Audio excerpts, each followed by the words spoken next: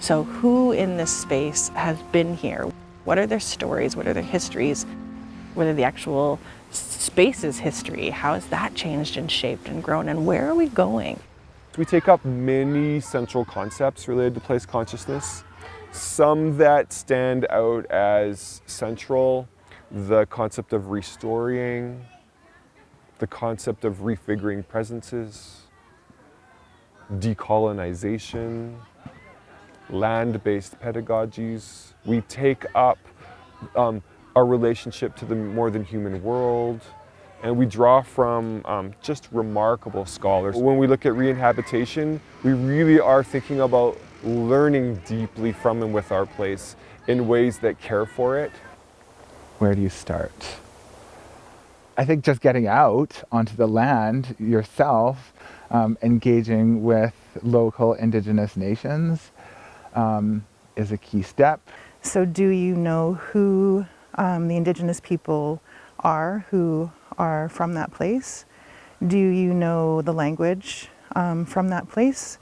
Are you aware of the treaties from that place, if there are any? We need to understand stories, and I think place consciousness and looking at a place through multiple lenses is really looking at all the stories and see how they overlap. And that's really important to me, so I understand where I am and also who I am.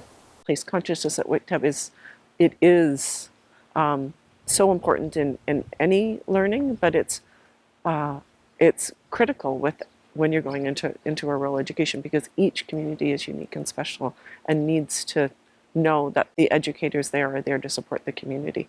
Place consciousness is something that I think is really vitally important, particularly in this time in education.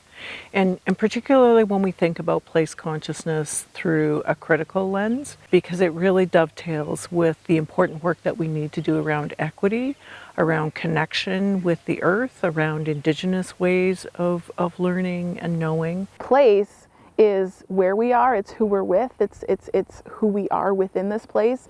And when we're talking about diversity and identity, those questions go together. And so, as we move to inclusive classrooms and inclusive schools, to not consider where you are and who you're with is almost contradictory to the inclusive ideas that we're trying to foster. The more that I learn about this, the more that I'm realizing about that deep connection between who we are, where we are, and who we're with, in that sense of community and learning. Being a settler and a visitor to this place and understanding what that means in terms of how I interact with the land, and how I think it was kind of that shift from, we're not learning about place and land, but we are learning with.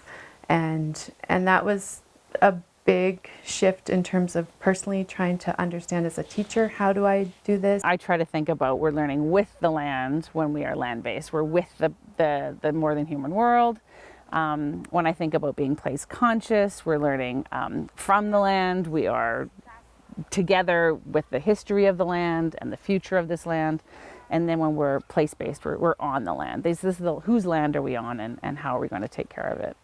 What we've seen with respect to place in education is a relocation of schooling. The question of where it moves to then becomes possible. Is it in nature? Is it now in history? Is it in somewhere else that we co-create with children? Usually it's in some combination of all of these, but it's in somewhere new. And we've found that the appetite to move away from the industrial model of schooling that many of us were raised within is really strong. I think that the shift that needs to be happening now, and that I see starting to happen, is that instead of going out into nature where we have to take these things like classroom management and lessons, let's instead go out onto the land and see the land as the teacher.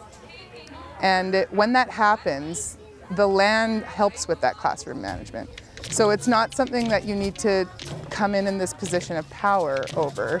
You can go out and just teach students how to respectfully enter into relationships with the more than human in the outdoors. And from that comes this respect and accountability that manages the class for you.